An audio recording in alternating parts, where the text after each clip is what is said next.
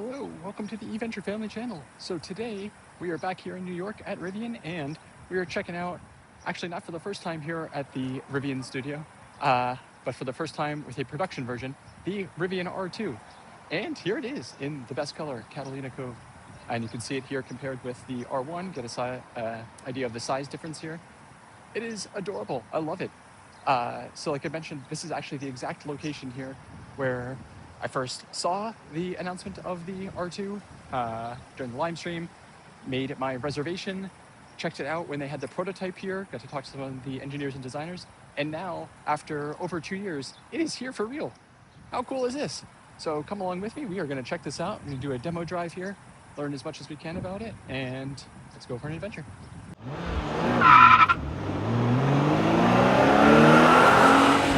That's right. All right, so here is the R2 in person, and I love it. The size is great. It is smaller in person than I think the pictures make it look. You can get an idea here just of the difference between the R1 and this one's even knelt down, so as low as it goes. Even still, the R2 is just a little bit shorter than it. But look, loading in some here. But I think it looks great. Perfect size here. Still very stately, very SUV feeling, but not like massive and overwhelming. I think like the R1 can feel in real life. Oh, that's a quad up there. Just noticed Tree Guard on the back. Illinois plates, very cool. So yeah, this is the Catalina Cove, which is the color I'm going to be going for. This beautiful blue looks great. We're going to take a look inside and we can get in there. But this is the Black Mountain interior, which is the only one available at start here. All of these are launch editions. They are the performance dual motor. It comes with a few additional extras here. You'll see there's no LiDAR on these. That's coming later this year. And actually, interestingly, while they say the capabilities won't be any different for the driver assistance and autonomy platform here, even without LiDAR, it's actually not available to start here on the R2s, which is interesting. But it should be coming soon. They said Q3. A bunch of software features, we'll probably get into that aren't available here at launch, but should be coming quite quickly. And I think it looks awesome. Love here, you can see one of my favorite details here, just the beveling of the Rivian logo here. Sorry, it's like the noisiest possible place here. Hopefully the AirPods are doing okay. Looks great with these. These I think are the 21-inch, 21s. The street tire, not the all-terrains. You can see also here, it's a little Rivian badge light, and that it actually lights up, which I think is awesome. And what else on the outside here? Design is just great. I love how it looks. Very, overall consistent with the Rivian vibe. And here's this windshield wiper that goes in here. On the standard, it'll actually just be like a normal wiper that's attached up here, but here it goes in, which is kind of cool. You can see some of the cameras here, including one here. Here actually is the button capacitive button that you, I guess it's not capacitive, but feels capacitive, button that you push to have the tailgate go, and this window that opens in the rear, which is really cool. And then back here is the charging port, which is NACS, and on the driver's side rear, which will be great for charging at Tesla stations that don't have the longer cables. So, looks awesome. Can't wait to check it out. We're gonna go for our drive in just a few minutes here. All right, in the space here, and look, we got a launch green one. I love this color too. This might actually convince me. It looks so good inside. I think in the sun it looks a little bit more muted, which, I mean, can be nice, but just not as much for me. I love the blue. But launch green looks great, especially with the Rivian yellow highlights on the side there. All right, we're in. Here's the key and this awesome launch green with the Rivian yellow highlights. And interior looks amazing. Feels very, very Rivian-y. Really doesn't feel like anything has been sacrificed or cut down here from the R1. It feels super familiar and lovely. All right, here's the interior. And on the one hand, it feels very familiar as a R1S owner. Lots of familiar just sort of materials and fabrics here, setup overall, and even the seating position just feels very similar to R1. Even the height up I am here actually feels a lot like when you first get in Neo mode. So obviously in the highest position, the R1 would be quite a bit higher, but still has a very nice sort of view of the road, commanding view of the road, and very nice presence. And then here is the driver's gauge screen, which is very easy to see right through this squared off steering wheel. You've got these haptic buttons here that I can't wait to test out because I've never actually felt them before. They had them on the prototypes, but it was too early to play with them. And then the main screen here, which has a little bit different UI with like I think they were calling this the fish stick menu. And but other than that, like just similar icons and everything here. The navigation looks very similar, even media controls.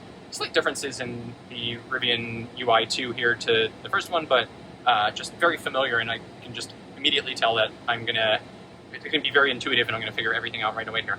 So this is awesome. And you're in. Awesome. So driving the R2 here, and it is phenomenal. It's even better than I expected. I had very high hopes, and I would say this is exceeding them kind of everywhere right now. Not only does it feel very much like the R1, like there's a lot of Rivian DNA here, but it's even without the air suspension, still feels very planted. It is absorbing the bumps and potholes and stuff here in lower Manhattan very well. Haven't been able to launch it or fully open it up, but you can just tell there's a lot of power here. It feels absolutely fantastic, and can't wait to try this out in some other situations, including out on the highway and around New Jersey as well. But so far, loving this. The gorgeous headlights that we're used to. Absolutely, yeah. It's still got. When one of these is coming down the road at nighttime, you'll know what it is. Absolutely, absolutely. It's got that friendly face. You have your front tow hooks here.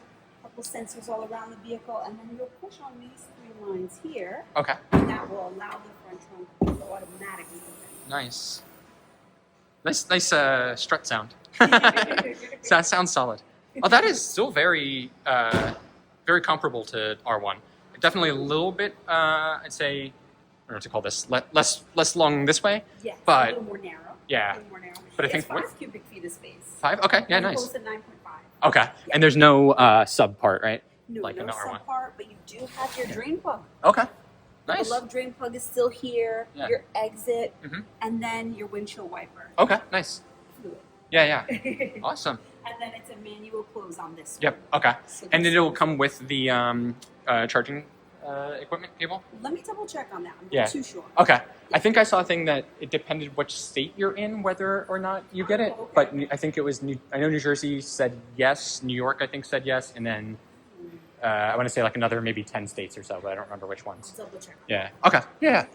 No problem. And then a manual close, right? Quick push, yeah. Oh No, go for it. Oh, yeah. Let me see. Yeah, see. I want to see what it feels like. Oh, that's okay. It's not as heavy as you would maybe think. And then just in the middle. Yeah. Okay. Yeah. Yeah, that's not bad. That feels better than one of the things I like about the R1 is that it is an automatic close, and I feel like that makes us use the Frunk more. In our Teslas, I didn't really like using the Frunk because closing it manually always felt like you were gonna like dent the hood or break it or something. This feels much more solid and substantial. So yeah, definitely still using this for all the Costco runs. Sweet. All right. Let's see. Here you still have that flashlight for the Launch Edition. Oh, nice. Okay. The beloved flashlight in here. Yeah. The most powerful flashlight I think I've ever used. We used it camping and I like blinded myself. It was phenomenal. And then, oh, you know what? I forgot the most important. I forgot my giant water bottle to the water bottle test. But actually, I think I'm 99.9% sure my 40-ounce Owala bottle would actually fit in there, which would make it the first car that I will ever actually be able to fit that thing in without it rolling around on the floor and smacking me in the leg. So, sold on that feature alone. And then we've got the electronic door releases, just like in the Gen 2 R1s. And here you have just the 4 buttons for the windows, and I noticed up here is the one for all 5. And then I think there's another one separately for that. So then, again, here's just sort of the look of everything. You've got these haptic wheels. These feel awesome. Oh yeah, so here I'm on volume, and they've got a very short sort of throw here, but it feels very natural and perfectly clicky there. But then when you're on a different menu, like, oops, let's not play that. Maybe I can't switch that right now. Turn that off so I don't get copyright. But like on this side, for example, we're on a different one, and there's like a different amount of click here, and you can see like I can't push it down beyond this because it's not part of the menu right now. So those feel amazing. The only thing I would say with these, maybe a little tuning needed here, is I felt like the pushing in from the back was a little bit hard to do without scrolling it. And I've seen some other reviewers comment on that too. So that could be a little bit better, but honestly not horrible. And then software feels very, very similar to R1, just with the difference of this stuff over here. So a little bit easier to access from the driver. It's just like a little bit of kind of fresh coat of paint on here, it feels like. I don't think there's anything crazy new in here. Yes, there's no camp mode yet. I think even in climate, we don't have keep or pet mode yet. That'll be coming soon. You can see there's vent controls, but it's only for these. There's no separate vent here, like in the R1. And then rear, obviously no third row. So you've got your heated seats here, and then just these main vents, no separate one on the floor. In the front, let's see. So you've got your heated, cooled seats, your heated steering wheel. Nice. You don't have casting in here yet, which is going to be coming later.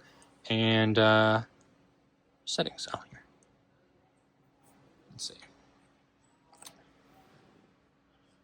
You can see all of your stuff here. Oh, interesting. This one's got 37 miles on it. So yeah, there's nothing here as far as like other subscription things you can get. Autonomy right now. Okay, we have lane change on command. And that's basically it. No point-to-point autonomy yet. But it'll do lane centering, which is nice. Updates. Driver's keys. You saw the key that we had before. Obviously, this will work with phone as a key and with your watch if you've got an Apple Watch. And here's our drive modes. All-purpose sport, conserve, and snow. You can change your ride feel. I didn't get a chance to play with all of this, but it felt awesome. I loved how it drove. Very similar overall to R1. Regen is just like a hair different. I'd say like actually less aggressive in here. Although I wonder, were we on medium? No, we were on high regen. So yeah, a little bit less abrupt and aggressive with regen in this compared to R1. But still great feeling. I think this honestly feels better than R1 did. And the pedal, I'd say, has just a little bit more throw in it than R1. Doesn't feel like you just launches quite as quickly, but it's got so much power. Just need to go a little bit further into the pedal for it. Feels very natural to me, though. And then steering wheel is, it actually feels great. I didn't mind this flat top and bottom at all. Didn't really even notice it. Felt, especially with this, is just normally where I kind of put my hands when I'm cruising. Felt just like driving R1. And I'd say the steering feel overall is a little bit more... I'm gonna say a little more loose to R1, but like not a problem whatsoever. Oh, and then here I can happily report the phone charger actually does work much better. No problem with the so this actually does have MagSafe in it, so my phone clicked right in and it charged, which is great. Center console, nice and big and deep here, and then you've got the two glove boxes here. Just push it. Ugh. Okay. If that one's locked, maybe. But yeah, got that one there, and then there's another one next to it. You still have this space here, and then there's a little drawer here. No camp speaker, but honestly, it never really works, so that's fine. And back here, great amount of space. I think that passenger seat is almost all the way back. This one's in probably a good driving position, and I've got ton of legroom here, and lots of headspace too. Here, let me show you that. Yeah, tons of headspace. Very comfortable. I think you can also, can you recline the seats? No, maybe not. It is a 40-20-40 split here, so you can put this middle part down independently, which is great for us skiers. A little bit less wide than the R1, but not overly so. And yeah, you can fit a pair of skiers or two easily through there. And I would say, cup holders here. I guess a little phone holder. I would say this actually, I think, is going to be very comfortable for 3 kids across. Still tight, they'll be fighting, I'm sure, but such is life. And in the back of the seat here, USB-C chargers and this little thing to hang clothes and iPads, which is great for the kids. Nothing here in the middle as far as chargers go, but here's their heated seat controls, which I don't know if I love that, just because I wonder if you can lock these out so the kids can't play with it. No screen here for them to mess with, and then manual vents. Got a little storage pocket here. Also big space for water bottle. Little one for phones here. Which is all great. And I just love the materials in here. Like, you can tell like these aren't quite the standard as the R1, but they still feel just great. This one's like almost a denim-y material, feels like black pair of jeans I've got. And then it's a little bit plasticky, the wood up in the top, but it looks great, and you don't notice it unless you're like pushing on it. So I think they did a great job with that. And then you've got this awesome big sunroof, and no, what do you call it, photochromatic tinting right now, but the tint on it actually was great. I didn't feel any heat coming through there. Obviously, if you're in like Arizona or something, it's probably going to be different, but here in the Northeast, I think it is more than fine. And worst case, you can get that tinted or put a sunshade up there. And then here's the trunk space. Maybe we'll go take a look at that from the back. All right, here is the max port. So just a little manual push open there. And it's so cute. So much less room than the CCS port. That is great. And then here you can see, with the window down. Oh, I love that. That is such a cool feature. Hallmark feature for sure. And then because of that, of course, you can't have the windshield mounted on it. So you've got this windshield wiper that kind of sinks down into the trunk here. And then I believe to open, I always think it's in a different place, not underneath. Oh, right here. Oh, that's easy to find. So always go to the V. And then here's the trunk space, which is glorious. So fantastic amount of space here. You've got these side cubbies here. It looks like you could probably get a optional cover for this. Oh, and then great. I wasn't actually sure if I had seen this or not, but there is a 120 household plug here is in addition to the 12 volt. So there will be a vehicle to load adapter that'll be like a little sort of handle that plugs in here, and you can plug other stuff in, but looks like you don't totally need that because you've got this here.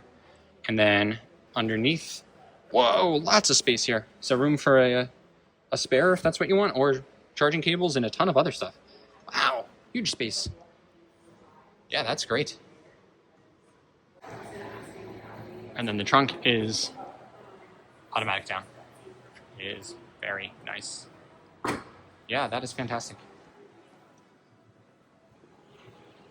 Love the stance and everything too. Oh, and just here, we had slightly, one more example here of size difference. So, you know, you really wouldn't know the difference. Like standing here, they almost feel the same to me, but it's only when you get them right close to each other that you can feel the difference. Yeah, just an idea here. So kind of comes up to about chin to nose level. Whereas here on the R1, and this is all the way down in Neil, comes to over my eye level. So just a couple inches. But when this is up higher, obviously feels much different. Overall, love it. All right, that is the R2. And man, I cannot wait to get mine. I hope that my reservation and order is going to be coming up soon here because this is fantastic. I'm super happy with this. It feels exactly like a Rivian should. And I don't even know where they made any of the sacrifices here to bring the price down. It is incredible. It feels every bit as good as our R1S, just a little bit less space and doesn't have the air suspension. But other than that, like, there's actually some stuff I like better about this. Oh, man. Come on, Rivian, can I get mine? All right, well, with that, let me know what your thoughts are. Are you anxiously awaiting your R2 as well? What else do you want to know about this? There's going to be so much more coverage coming here on the channel of the R2, hopefully as I take delivery fairly soon too. I'll keep you posted on all of that. With that, thanks so much for watching, and we'll see you out there for another electric adventure soon.